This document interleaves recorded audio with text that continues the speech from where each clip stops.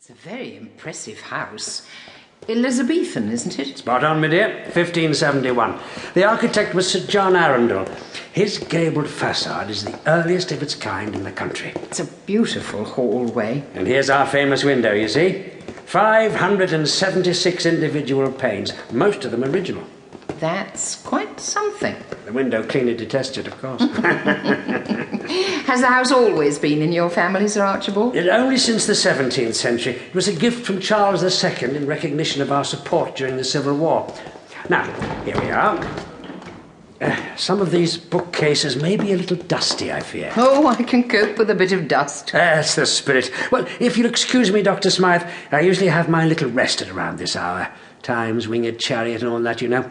Do make yourself at home in the kitchens, and feel free to use the telephone, of course. I shall return much refreshed in a couple of hours, when perhaps you'll do me the honour of joining me for afternoon tea. Oh, thank you very much, Sir Archibald. The pleasure's mine. Nice to have a young face around the place again. Good hunting. I hope so. Young face. It's a while since anyone described me as that. Oh, hang about. I should have asked him where the history books are. Sir Archibald, I wonder if you could tell... Oh, how extraordinary. Where's he shot off to so quickly? Oh, well, I'll find them. Now, where are we? History. Ah, history. European history, military history, history of exploration, local history. Here we go. He wasn't joking about the dust, was he? Well, Doctor, any joy? I'm not sure about joy, Brigadier. Why? What have you found in the Professor's specimen trays? Irrefutable evidence of imps and goblins?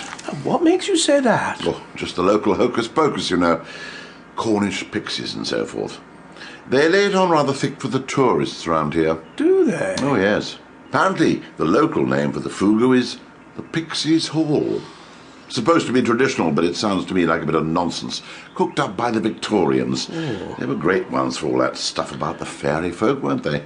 Up the airy mountain, down the rushy glen, we daren't go a-hunting for fear of little men.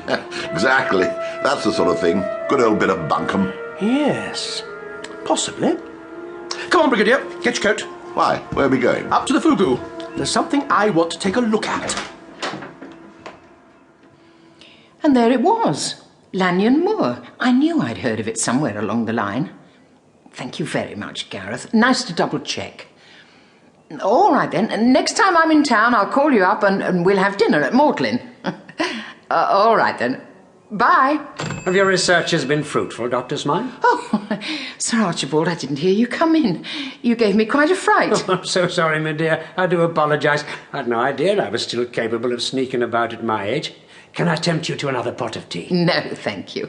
You've been most kind and you've kept me well fed all day, but I really think it's about time I made tracks. Would that I could offer you a lift, my dear, but I'm afraid my butler is also my chauffeur. That's perfectly all right. I rather fancy a breath of fresh air anyway. Yes, I see you found the dust. I only hope it's been worthwhile. I think so, yes. I made quite a few notes anyway. Good.